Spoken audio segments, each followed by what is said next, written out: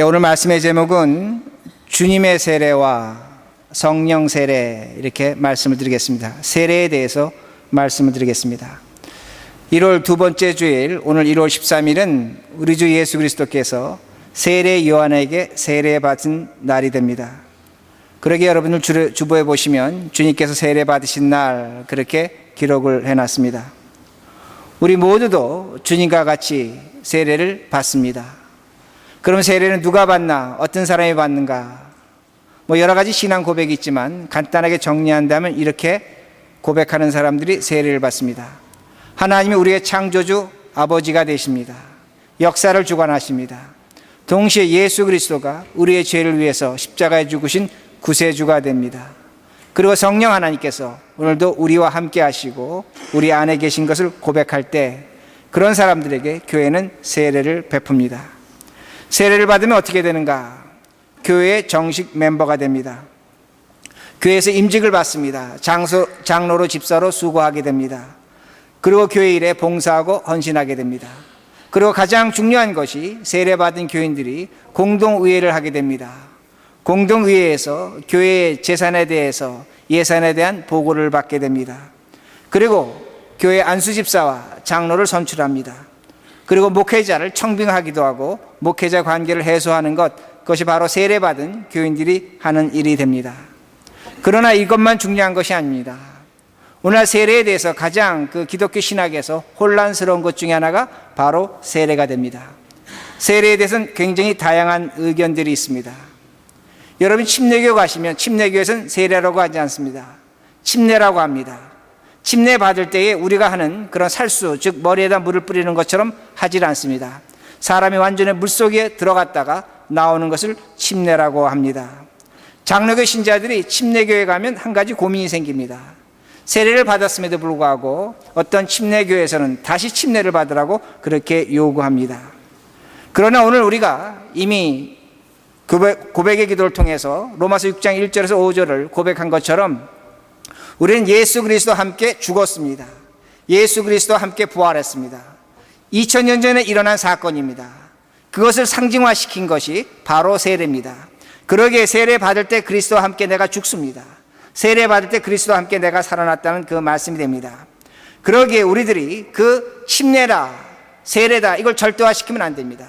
어느 하나를 절대화시킨다면 우리들이 갖고 있는 그 신앙 고백이 약화됩니다. 흐려진다는 것입니다.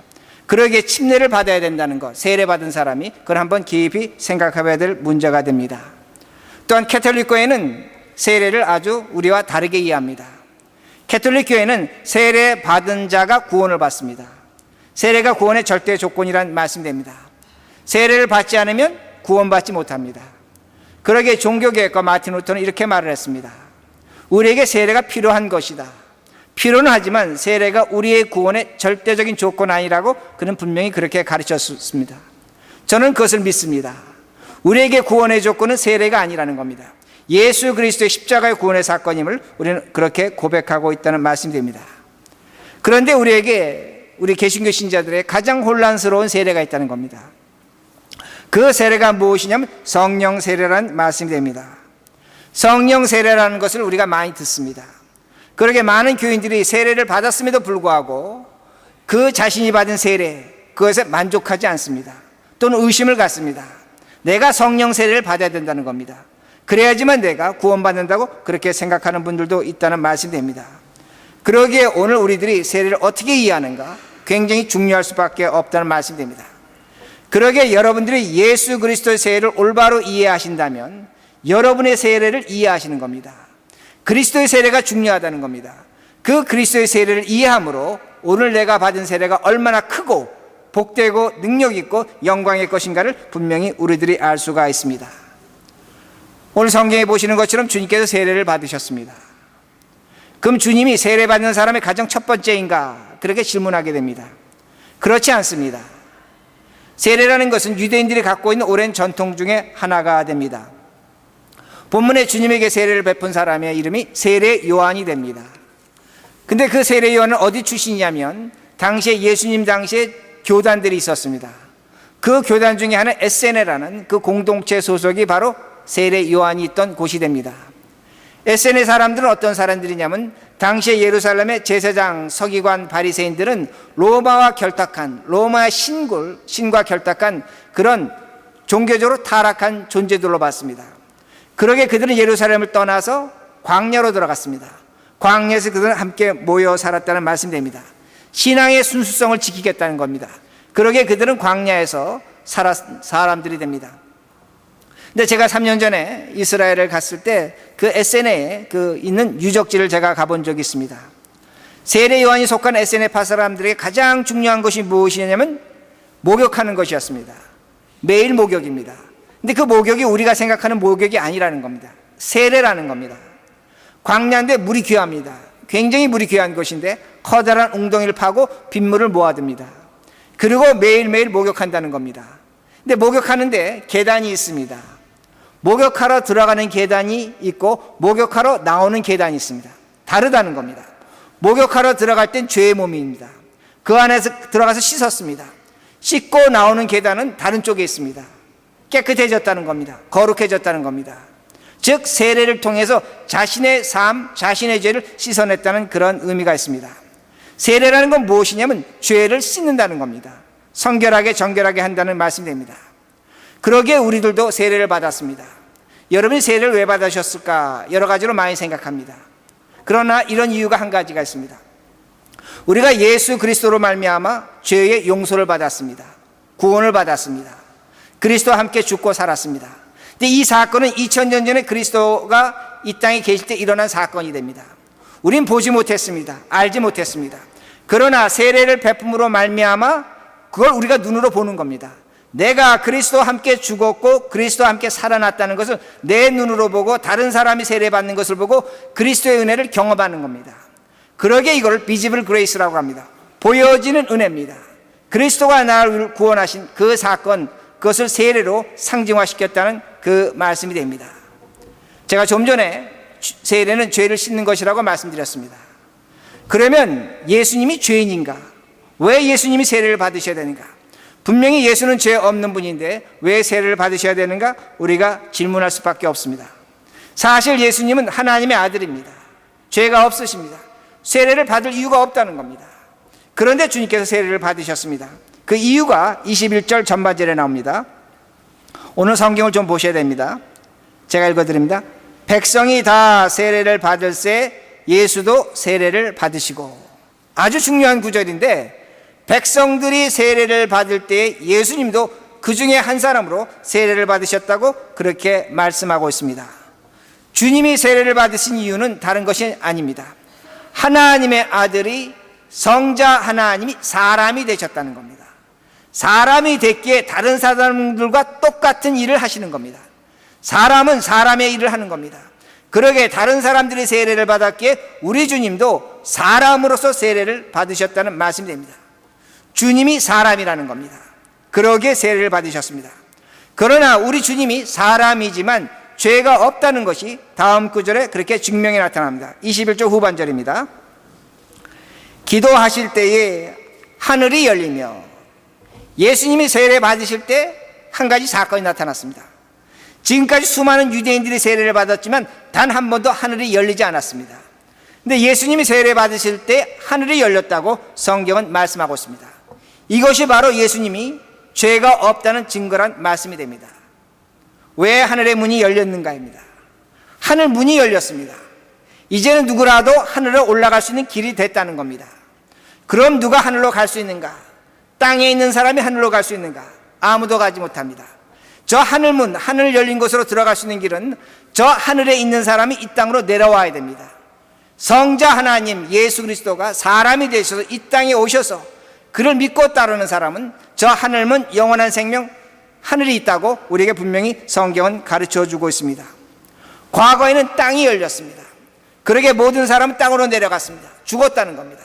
그러나 예수 그리스도가 이 땅에 오심으로 말미암아 세례를 받으심으로 하늘문이 열렸고 우리가 하늘로 올라갈 수 있다는 말씀이 됩니다. 예수가 하늘문을 여셨다는 것입니다. 그러므로 세례는 두 가지 의미를 갖고 있습니다. 첫째는 세례를 받으심으로 예수가 나와 같은 사람이 되셨다는 겁니다. 동시에 그 예수로 말미암아 우리들이 하늘로 올라갈 수 있는 그 길이 열렸다는 말씀이 됩니다.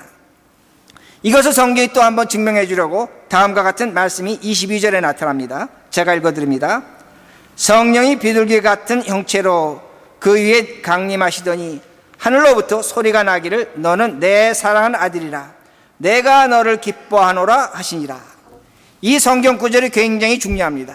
신구약 성경에서 가장 최초로 인류 역사 이래로 하나님의 실체가 가장 뚜렷하게 드러난 것이 바로 이 말씀이란 말씀이 됩니다. 삼위일체의 하나님이 나타납니다. 성자 하나님 예수 그리스도가 물에 계십니다. 그리고 그 위에 성령 하나님께서 비둘기로 강림하셨습니다. 그리고 성부 하나님께서 하늘에서 뭐라고 말씀하시냐면 너는 내 사랑하는 아들이라고 분명하게 말씀하십니다. 삼위일체 하나님이 나타났다는 겁니다. 그러기에 그 삼위일체 하나님이 나타남으로 말미암아 우리에게 어떤 일이 나타났는가입니다. 여러분 성경을 찾으셔야 됩니다. 사도행전 10장 37절에서 38절입니다. 사도행전 10장 37절에서 38절입니다. 세례를 받고 난 후에 주님에게 나타난 사건이지만 우리에게도 똑같이 나타납니다. 여러분 아시는 것처럼 사도행전 누가 기록했습니까? 오늘 제가 설교한 누가복음을 기록한 사람입니다. 그러기에 똑같은 성경이 됩니다. 사도행전 10장 37절에 38절 제가 읽습니다.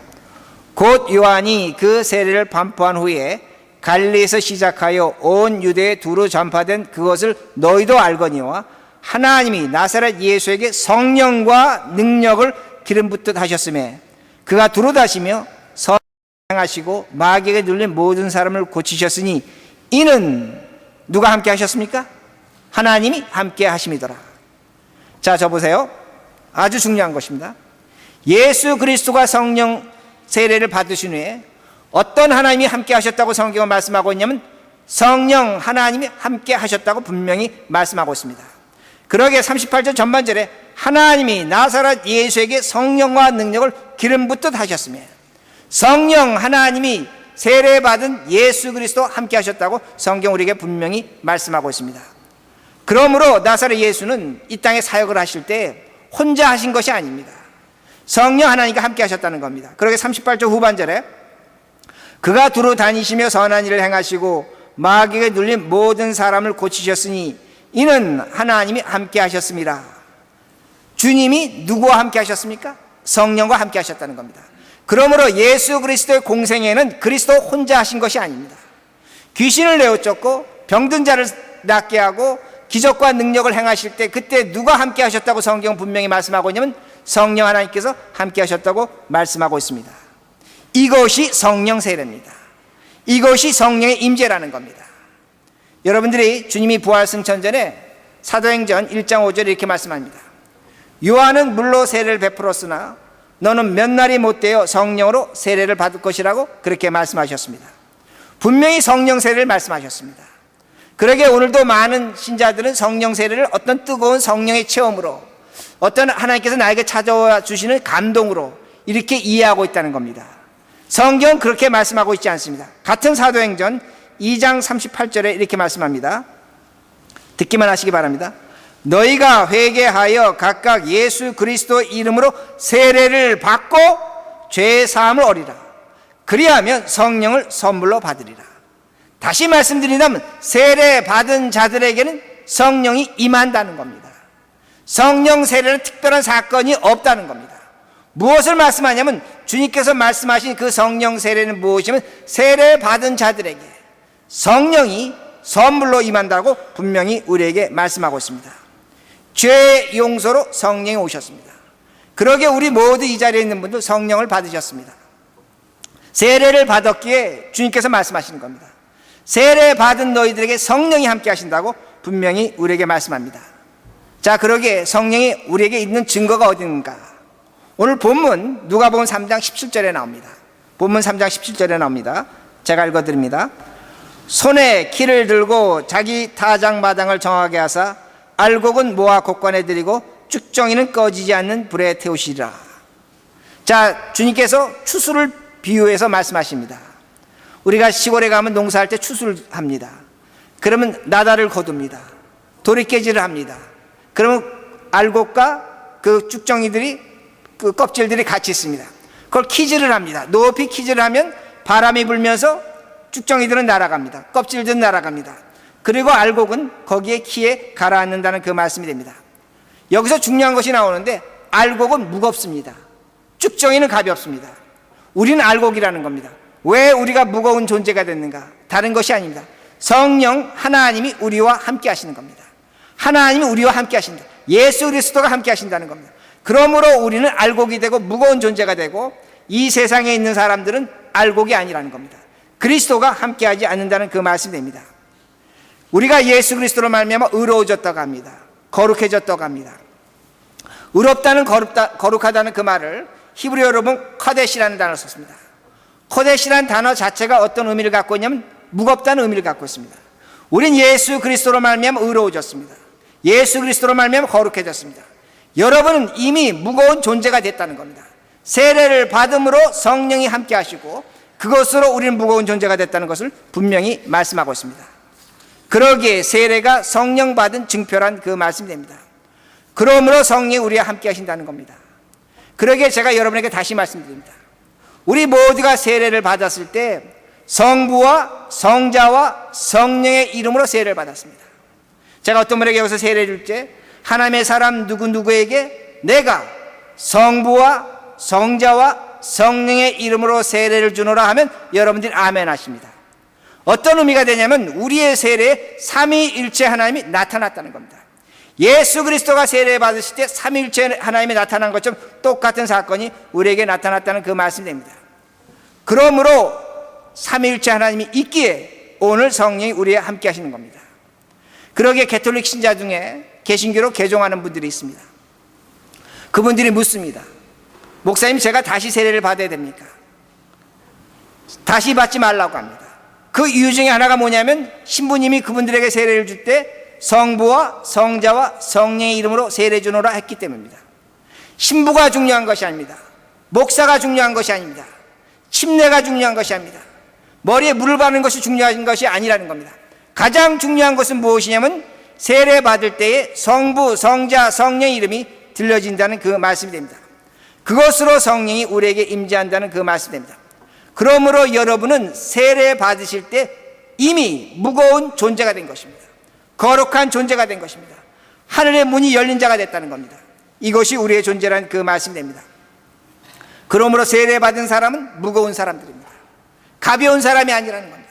세상 바람에 흔들리지 않습니다. 이 사람 저 사람 말에 감정이 격해지지 않는다는 겁니다. 오늘도 가벼운 사람이 아니라는 겁니다. 입이 무겁습니다. 행동이 준중합니다. 주변의 환경과 여건에 흔들리지 않는다는 겁니다. 쉽게 비난하거나 조롱하지 않는다는 겁니다. 상대방의 무거운 짐을 나의 짐으로 줘줍니다. 왜? 내가 무거운 자가 됐기 때문입니다. 이것이 바로 세례받은 우리의 모습이란 그 말씀이 됩니다. 자, 그러면 세례받으면 성령이 임했습니다. 성령이 임하면 우리에게 좋은 일만 생기는가? 그렇지 않습니다.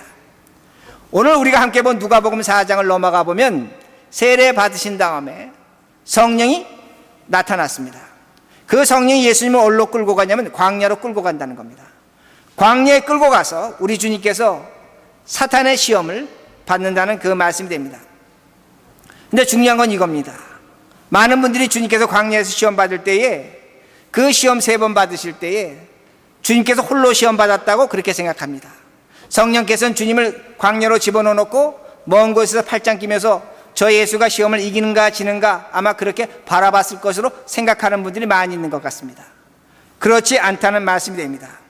오늘 제가 읽어드린 누가복음 4장 13절에서 14절 이런 말씀이 있습니다. 마귀가 모든 시험을 다한 후에 얼마 동안 떠나니라. 예수께서 성령의 능력으로 갈릴리에 돌아가시니 그 소문이 사방에 퍼졌고. 아주 중요한 구절인데 광야에서 예수님이 시험을 받으셨습니다. 그리고 성령께서 그 예수를 광야로부터 갈릴리로 끌고 가셨다고 그렇게 말씀하고 있습니다. 그리고 소문이 났다고 그렇게 말씀합니다. 제가 지금 무엇을 여러분에게 말씀드리냐면 성령께서 예수님을 광야로 끌고 가서 시험 받게 하셨습니다. 그리고 시험이 끝난 다음에 성령께서 그 예수를 다시 광야에서 갈릴리로 모시고 갔다는 겁니다. 자, 그러면 이거 어떻게 해석할 수 있는가? 성령이 예수님의 광야 시험의 시작과 끝에 있었다는 겁니다. 우리가 이 정황으로 어떻게 볼 수 있냐면 예수님이 광야에서 시험 받을 때 홀로 받지 않은 것입니다. 성령이 함께 예수님과 고난과 시험을 받으셨다는 그 말씀이 됩니다. 그러므로 오늘도 우리들이 이 세상 살아가면서 광야 같은 곳에 살아가는 이 세상에 시험이 있습니다. 하나님 없이 살 것 같지만 돈이 없으면 살지 못할 것 같습니다. 내 신앙 양심을 팔아버리면 나에게 이익이 생깁니다. 유익이 생깁니다. 오늘 내가 고난받는데 하나님이 도와주지 않습니다. 하나님이 없는 것 같습니다. 광야에 있다는 겁니다. 그러나 우리들이 예수 그리스도의 세례를 제대로 이해한다면 오늘 우리 시험 속에 누가 계십니까? 성령 하나님이 함께 계신다는 겁니다. 그러기에 오늘도 우리들이 신앙생활 하시면서 하나님 말씀을 의지하며 살아야 됩니다. 주님과 같이 말씀으로 우리의 시험을 이겨내야 된다는 겁니다. 그러면 언젠가는 그 성령께서 우리를 광야에서 끌어내신다는 겁니다. 예수를 광야에서 갈릴리로 끌고 가신 것처럼 우리를 시험에서 건져내신다는 그 말씀이 됩니다. 이것이 세례받은 자의 증거란 그 말씀이 됩니다. 그럼 마지막으로 우리들이 이렇게 질문해 봐야 됩니다. 왜 우리가 세례를 받습니까? 세례받은 우리들이 무엇을 해야 됩니까? 그것이 오늘 본문 4장 18절입니다. 제가 읽어드립니다. 주의 성령이 내게 임하셨으니 이는 가난한 자에게 복음을 전하게 하시려고 내게 기름을 부으시고 나를 보내서 포로된 자에게 자유를, 눈먼 자에게 다시 보게 함을 전파하며 눌린 자를 자유롭게 하시고. 주님께서 말씀하시는데 내가 이제 공생애를 시작하는데 첫 마디가 뭐냐면 주의 성령이 나와 함께 하실 겁니다. 주의 성령이 나와 함께 하실 겁니다. 그러므로 여러분 확신하셔야 됩니다. 세례 받은 자에게 가장 중요한 것은 무엇이냐면 하나님의 영, 성령이 나와 함께 하시는 겁니다. 여러분 이렇게 생각하십니다. 나는 성령을 느끼지 못합니다. 성령은 나에게 감동도 주지 않았습니다. 나는 도저히 성령 체험하지 못했습니다. 그건 여러분의 착각이라는 겁니다. 성경은 뭐라고 가르치고 말씀하냐면 성령이 너와 함께 한다는 겁니다. 그러기에 주님도 공생애 시작하면서 첫 마디가 무엇이냐면 주의 성령이 나와 함께 하신다는 겁니다. 그리고 주님께서는 33년의 공생애를 시작했다는 말씀이 됩니다. 그러기에 제가 말씀을 정리합니다. 오늘 많은 사람들이 세례와 성령 세례 사이에서 혼돈을 갖고 있습니다. 그러나 주님께서는 분명히 우리에게 보여주셨습니다. 무엇을 보여주시냐면 세례로 말미암아 삼위일체 하나님, 성부, 성자, 성령 하나님이 우리에게 세례 주심으로 말미암아 우리에겐 성령 하나님이 우리와 함께 하신다는 겁니다. 주님도 이 세상에서 성령 하나님을 의지하고 일을 하셨다는 겁니다. 병자를 고치시고 죽은 자를 살리시고 기적과 능력을 행하셨다는 겁니다. 여러분이 이걸 믿으시라는 겁니다. 우리에게도 성령 하나님이 분명히 함께 하신다는 말씀이 됩니다. 그러므로 우리의 세례가 단순히 목사가 성부와 성자와 성령의 이름으로 세례를 주는 아멘하고 교회에서 일하고 직분받고 집사되고 장로되는 것이 아니라는 겁니다. 여러분은 엄청난 존재라는 겁니다. 위대한 존재라는 겁니다. 대단한 존재라는 겁니다. 왜? 성령 하나님이 우리와 함께 하셨다는 겁니다. 이것이 성령 세례라는 그 말씀이 됩니다. 그러게 세례받은 여러분들이 이 세례를 받고 세상에 나가서 이 세례를 세례 만드시는, 세례를 전하시는 우리 모두가 되길 바랍니다.